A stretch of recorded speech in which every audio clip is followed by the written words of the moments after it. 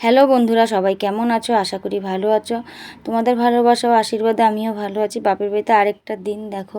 আর কালকে দমদম থেকে অনেকটা রাতে এসেছি, ওই জন্য তোমাদেরকে তো ওখানে স্টেশনে ভিডিওটা শেষ করে দিলাম। আর আকাশটা দেখো আজকে কী সুন্দর, কিন্তু মেঘ আছে আকাশে। আর এখানে কি হচ্ছে, বৃষ্টি হচ্ছে, রোদ উঠছে, তারও বেশি গরম লাগছে। তো এখন সেজোকা কি এসছে, সেজোকা কি শুদ্ধ আমরা চা খাবো। মা চা বানাচ্ছে, আর ছোটো কাকা এসে জিজ্ঞেস করছে ছেলে উঠেছে কিনা।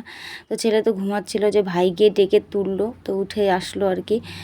তো এখন চা খাবো, চা খাওয়ার পরে তারপরে একটু ঠাকুমার সাথেও দেখা করতে যাব। ঠাকুমা এখনও দেখেইনি, আমিও ঠাকুমাকে দেখিনি যে ঠাকুমা আমি এসেছি, ঠাকুমা এতটুকুই শুনেছি। আর চা খেতে খেতে এদিকে দেখো জল দিতে এসে, আর এখানে এই সিস্টেমটা আমার খুব ভালো লাগলো, যে বাড়িতে বাড়িতে এসে জল দিয়ে যায়।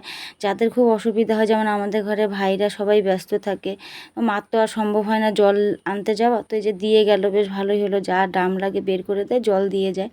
তো এখন চলে আসলাম কাকিদের ঘরে, মেজো কাকি রান্না করছে, আর ঠাকুমা যেখানে বসে আছে। আর তোমাদেরকে বলি বন্ধুরা, ঠাকুমা আমি যখন এপ্রিল মাসে এসেছিলাম, তারপরে চলে যাওয়ার পরে শুনেছি ঠাকুমা খুব অসুস্থ, প্রায় একদম মানে আমরা ভেবেছি ঠাকুমা আর থাকবে না আমাদের মাঝখানে। কিন্তু পরে যা ঠাকুরের কৃপায় ঠাকুমা ভালো হয়ে গেছে। বড় পিসিও এসেছিলো ব্যারাকপুর থেকে, বাবা শিলিগুড়ির থেকে চলে এসেছিলো ঠাকুমাকে দেখার জন্য। মানে এমনভাবে ফোন করা হয়েছিল, আর ঠাকুমা এতটাই অসুস্থ হয়ে গেছিলো, মানে একদম মানে চলে যাওয়ার মতনই হয়ে গেছিলো। তো এখন যাক সুস্থ আছে, কিন্তু হাঁটা চলা করতে পারে না। এই যে ঘরের সামনে বসিয়ে রাখা হয়, বসে থাকে। আর এই যে আমার সঙ্গে গল্প করছে, আমাকে একটু আদর করছে, যেহেতু আমি অনেক দিন পর পর আসি। আর ওনার এখন বয়স হয়েছে, তো ভাবে কি যে আমিও এখানেই থাকি, কিন্তু এখানে থাকলে তো আর আমার কী করে হবে বলো, বিয়ে দিয়েছে এত দূরে, যেতে তো হবেই। তো সেজোকাকি এখানে পুজো করছে, তা আমিও চলে আসলাম ঘরে। মা রান্না করেছে, এই যে মাছ, মাংস, শাক, এগুলোই দুপুরে খাওয়া দাওয়া করে নিয়েছি। তো এখন অনেকটা পরে বিকেলবেলা এই যে, আর শরীরটা এত খারাপ লাগছে বন্ধুরা, শরীরে পুরো জ্বালা পোড়ার মতন করছে।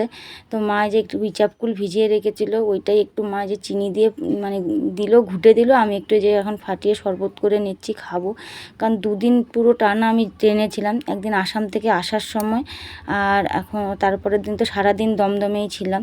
ওদেরকে বলা হয়নি, আমার বর আসেনি, বর বাড়িতে আছে, আমি ছেলেকে নিয়ে একাই এসেছি। তো আজকে ভাইও গেছে তারকেশ্বরে, ভাইও বাড়িতে নেই। ভাই সকালবেলা বেরিয়েছে, ও কালকে জল ঢেলে তারপরে আসবে। কাল যেহেতু শ্রাবণ মাসের প্রথম সোমবার, তো ওর জন্য ও চলে গেল। আর এদিকে মামা ভাগনার দুষ্টামি চলছে, তো দুষ্টামি করুক। আর এদিকে ছোটো ভাই এসে চা খেতে, ও চা খাবে। আর আমি ভিডিওটা এখানেই রাখছি, যদি ভালো লাগে একটা লাইক করো, কমেন্ট করো, শেয়ার করো, আর আমার পাশে থেকো। বাই।